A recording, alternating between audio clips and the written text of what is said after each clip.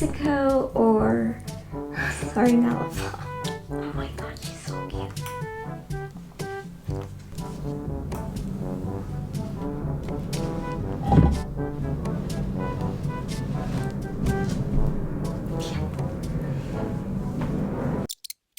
Good, hello everyone, welcome back to Whiskers.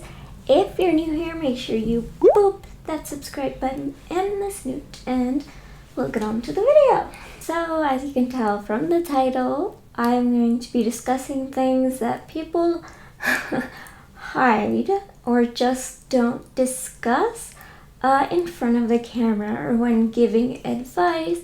I think a lot of people that live in places like the US or Canada or many European countries all have these same tendencies to have these same things available to them. So I think this video will shed some light on viewers who don't know these things because of where they live, or also just because people don't really acknowledge them. So that's what I'm gonna do. So right off the bat, I'm gonna go into the heaviest and highly debated topic, but what better way to start the video? So ethical breeders and adoptions are not always an option. I feel like this is a touchy topic that is almost never addressed properly or completely rather, and so I want to talk about why it could not be an option for some people.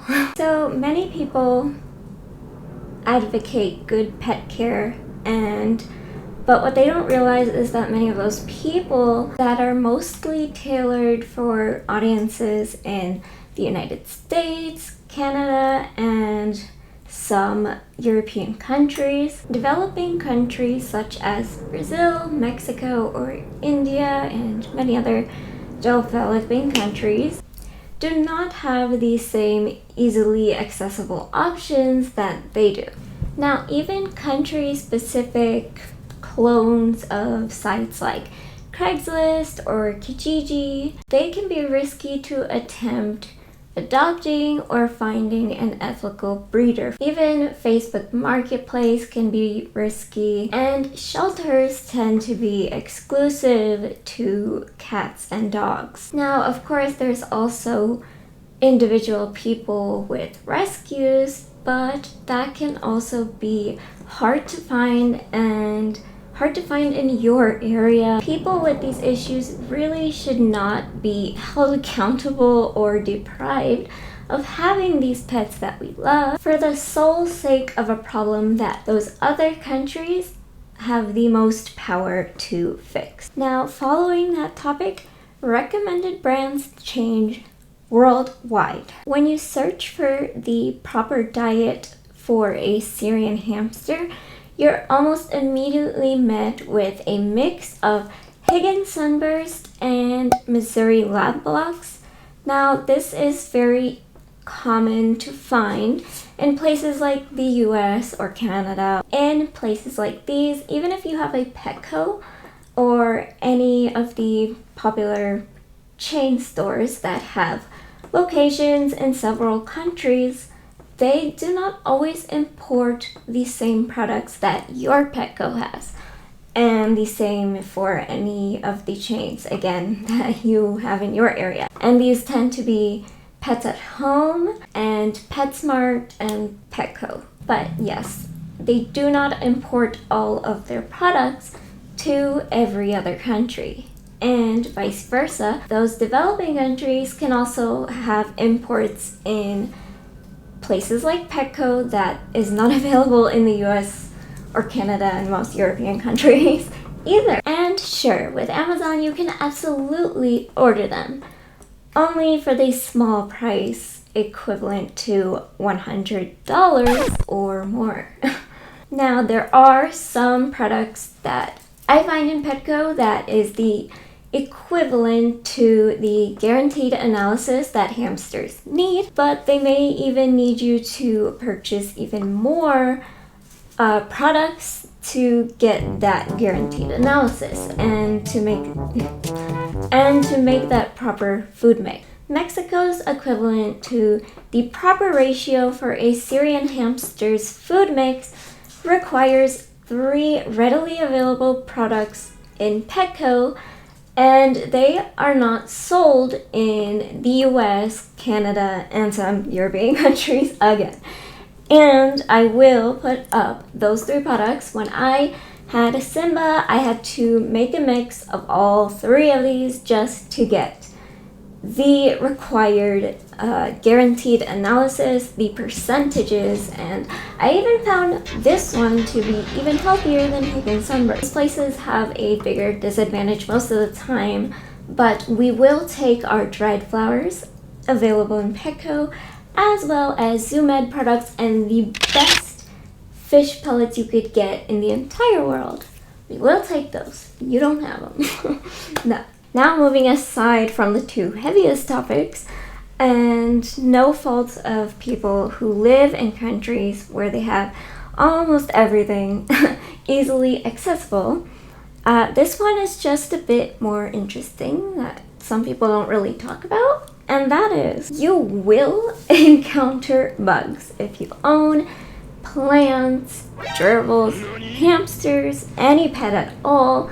If you have windows in your house, if you have even the smallest nooks and crannies that are invisible to you, bugs will find a way into your home. Just as moths, ants, spiders, and flies stealthily make their way into your home and to live rent-free, they will also do the same in your enclosures. Now, a lot of tiny bugs, and especially ants, will lead their tribe to a source of shelter as well as food. And gerbils and hamsters in seed mixes have a lot of interesting foods for them. And so it's not all that rare for you to find ants, as long as you are not noticing a whole complete new culture of ants or tiny bugs. You are fine. You are gonna find something like ants in your enclosure sometimes. If you have plants, fruit, windows, and water, you have bugs. This one is simply just more of now this fact is more of a relief kind of fact to you. Everyone experienced this. No shame. It's an irreversible fate, but there are measures you can take. Of course, there's always measures that you can take to kind of keep this in control. Things like doing a deep clean of your enclosure every few months or couple months if it makes you more comfortable, or if you're seeing a lot of bugs living rent-free. I tend to see ants drowning with their own choice they made in the gerbil's water dish. And so usually then I start to do a deep clean, which in my other video you would notice I did a deep clean. Normally I would just recommend cleaning out half and then weekly just sweeping up stuff. But if you see that bugs are just coming in and out from everywhere, and there's other methods like sticky traps on windowsills, then maybe just do a deep clean and work with what you got, because bugs live with you too. And the last fact that people hide from you is that allergies will be discovered.